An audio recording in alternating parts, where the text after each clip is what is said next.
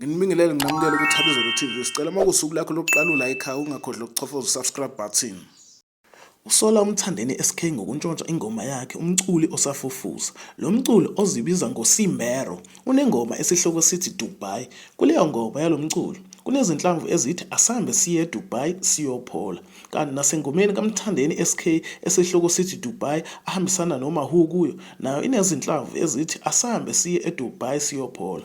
Ingoma kaMthandeni SK ayikaqedi ngisho amahora angama-24 iphumile online, kepha isino 700k views ku-YouTube. Ngapha sekuvela izinsolo zokuthi uyintshontshela umculi osafufusa uSimbero. Uzokhumbula mbukeli ukuthi izingoma zaMthandeni SK abesanda kuzikhipha zanyamalala zonke online kwaze kwaphoqa ukuba ziphinde zifakwe kabusha. Ngokubona kwakho, lo mculi osafufusa engabe uqinisile ngampela mayethi uMthandeni SK kwebe ingoma yakhe, noma kusengenye izindlela zokucindezela isikhoba njengoba kwaziwa ukuthi silwa nesystem yamakhampani amakhulu? Sizweleke uSimbero echazela unqubeko ndlela mayelana nezinsolo azibhekise kuMthandeni SK zokweba ingoma yakhe. Sibonge sihlangane ngokuzayo. Inqubeko uyaphila mfethu. Cha, udaba lweDubai ngiyayizwa ingoma yenkosi kaMaskandi uManqele la SK, ngiyayizwa ingoma kaBhuti. Hayi, ishayiwe i-right yonke into yayo. Title engoma iDubai, kuyenzeka i-title engoma ifane nenye ingoma, yabo. Kodwa manje ngishawe into encane nje, into encane mayisithi asambe siye eDubai siyophola, you understand? So uyabona ukuthi kukhona la kugawulwe khona, uyayibona into leyo. Uyabona ukuthi kukhona la kugawulwe khona. Kanti mangabe ngibuka nje yonke iproject yakhe uMjida, kunengoma yakhe ethi siyosebenza, yakhumbula. Kanti kunengoma nami engayikhipha mayi second single eyayithi sebenza.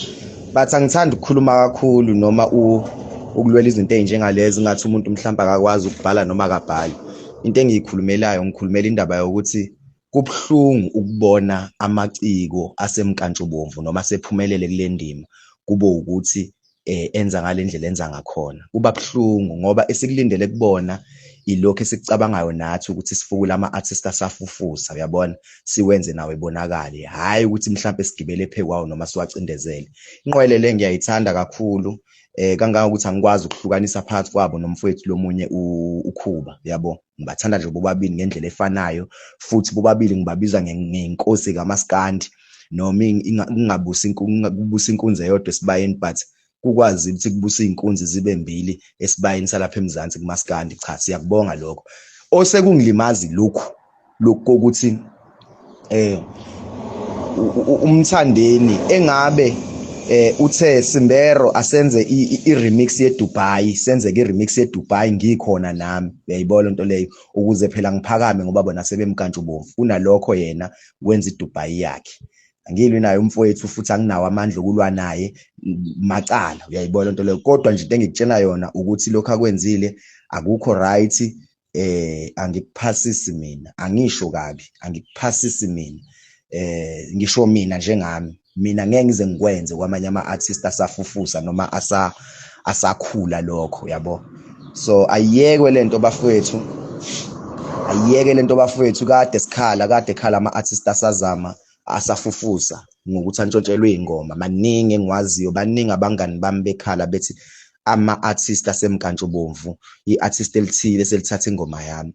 Kuyaqala ukuthi kwenzeke kumina, kodwa ngiyayizwa le pain ihlala iziwa abanye ozakwethu.